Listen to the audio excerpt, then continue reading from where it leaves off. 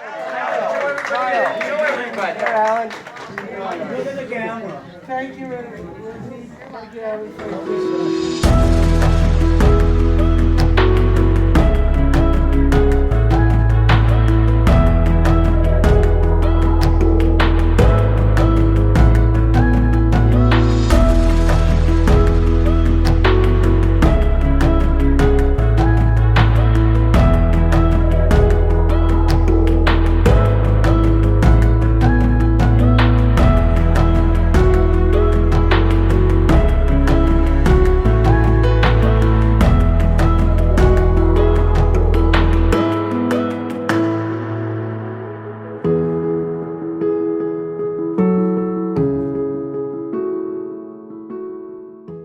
I just want to thank you for taking the time to talk with me today. What were the thoughts that ran through your mind when you received the first initial diagnosis for Alan, and how much did you know about autism at that time?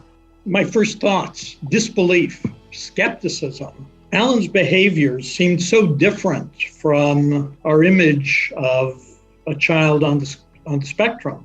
Alan was over 9 years old when he was diagnosed with autism.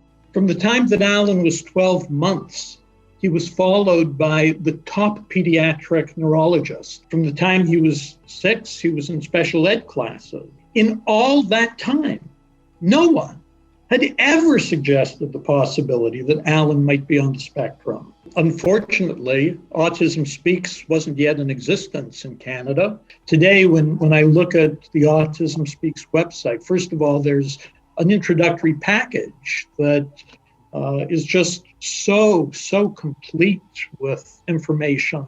But I wish back then we had the resources that's now available on your websites. You know, after getting the diagnosis, Barry, how did Alan's autism impact him through his childhood and adolescence and now as an adult?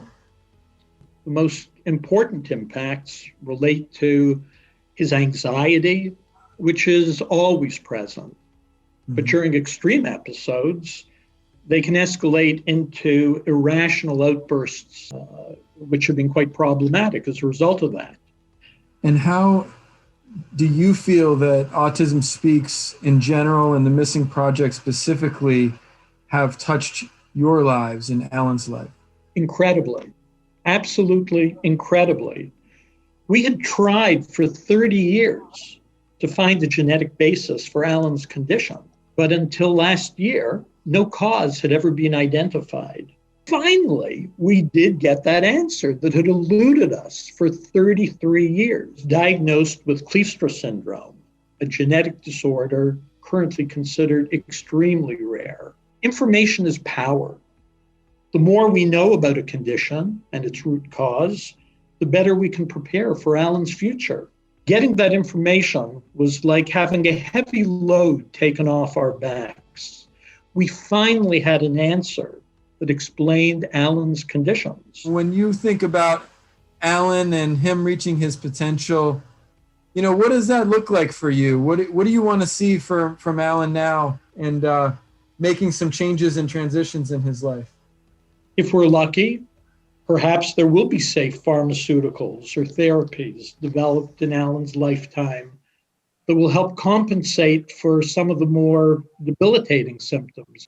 And that may open the door to immeasurable possibilities for Alan. What I'd like to see for him, first and foremost, is that he is happy at every stage of his life, that he have friends who accept him and cherish him for the person that he is, that he be able to achieve the goals that he sets for himself and participates in activities that give him enjoyment, that he be able to live as autonomously or as independently as he wants, where he wants, that to the extent he requires supports, they're always available to him, both from family and from others, and that he continue to have employment that is meaningful to him and allows him to feel that he's a productive member of society. I'd like Alan's future to be the future that he envisages for himself, not the future that I or anyone else think it should be.